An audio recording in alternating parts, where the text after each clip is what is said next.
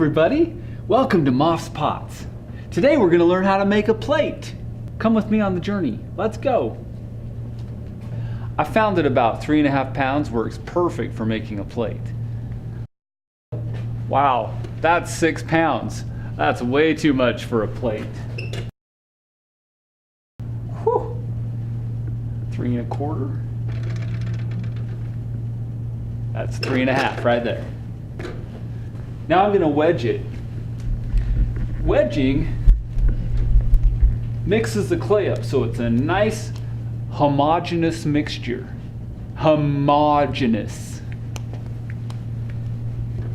It means it's consistent all the way throughout the clay. So I'm just wedging.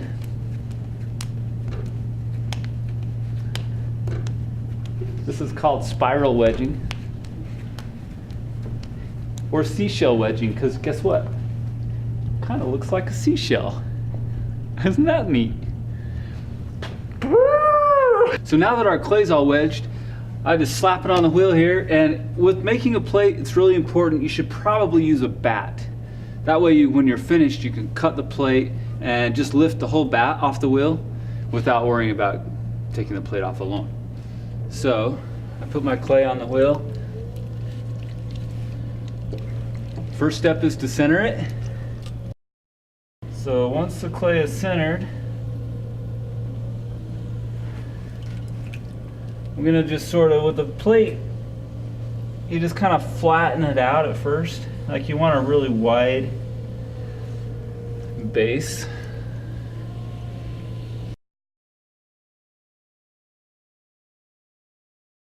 Pulling this up. Okay, so I'm just going to pull this up like it's a really shallow bowl. Now that I've made my really shallow bowl, I'm going to use a rib tool to shape the plate. Check this out.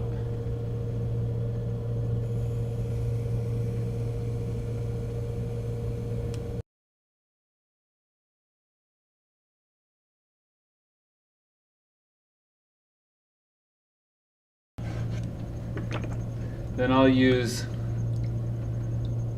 a little chamois cloth here to make the lip nice and smooth.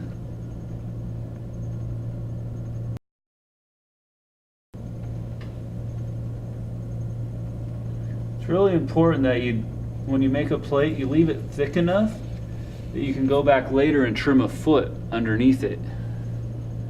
I'll show you what I'm talking about later with that.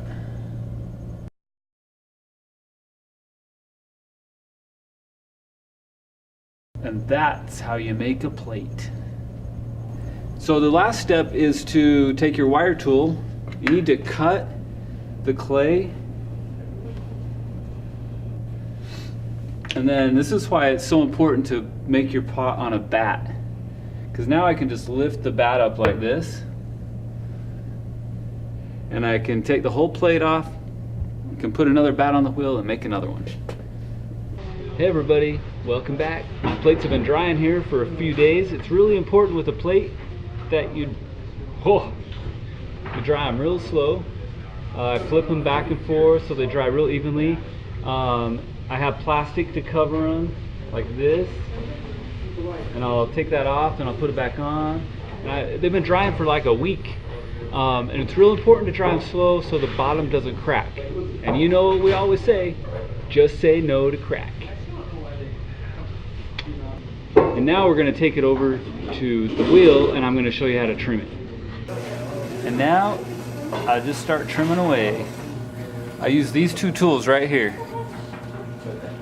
So the first thing I do when trimming a foot is determine what the diameter is going to be. I trim away all the extra on the outside. Then I move to the inside of the pot and trim away all the extra all the way out to the foot. I'll tap it just to feel, or just to hear how thin it is. If I go too deep, then I'll have a hole in the middle of my plate. That's not good.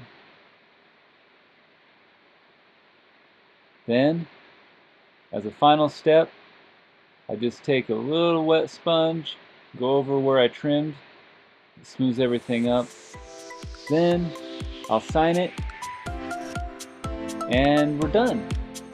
So thanks for watching Moffs Pots, everybody. Come again.